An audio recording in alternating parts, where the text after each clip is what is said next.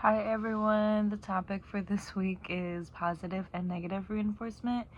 So, in the Cooper text, positive reinforcement is defined as a response followed immediately by the presentation of a stimulus change that results in similar responses occurring more often. So, the term positive is referring to the presentation of a stimulus or the increase of a stimulus.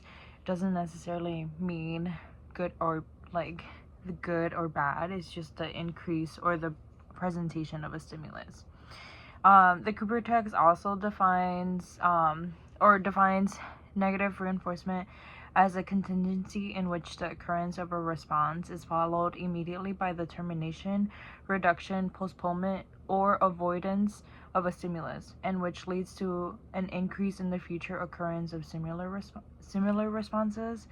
So in this case, the term negative doesn't mean bad. It's referring to the removal of a stimulus or the decrease of a stimulus or avoidance in order to increase the future occurrence of that similar response. An example of a positive reinforcement situation would be if a child really enjoys goldfish crackers and you're teaching them a new skill of like clapping their hands, you can present them with the prompt such as do this, and then you're clapping your hands. And if the child claps their hands, then you are able then to provide the reinforcement of goldfish crackers. Once the child has been reinforced, it would be expected for the child to comply or engage in hand clapping in order to achieve the reinforcer of goldfish crackers. So next time you say do this, they will hopefully most likely do it in order to achieve the reinforcer, which would be the goldfish crackers. This works with our highly food motivated kiddos. And an example of negative reinforcement would be if a child who is sensitive to loud sounds enters a room with loud sounds such as music, then the child can wear noise canceling headphones or reduce or minimize the loud sound in order to avoid it in that case, or to feel at ease. The stimulus that is being reduced is the volume of the noise in order to achieve satiation or to feel okay. It is common to think that this would be an example of positive reinforcement.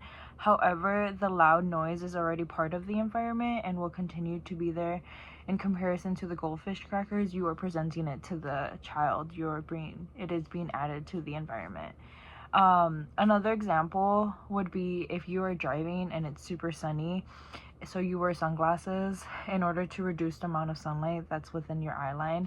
The sun will remain, but you will be able to reduce the amount of sunlight in your eyes as you're driving, and this will allow you to achieve better vision and avoid like an accident. So in terms of the importance of positive and negative reinforcement in our daily lives, it allows to increase the future occurrence of desired consequences or responses.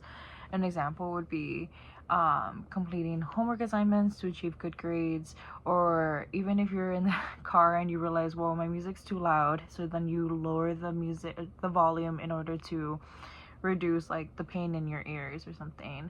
Another great example that I think of when using negative reinforcement in like in an ABA kind of setting would be like if one of a child is at school and the fire alarm goes off, then we will see like that example of like using noise canceling headphones in order to reduce the loud sound coming through.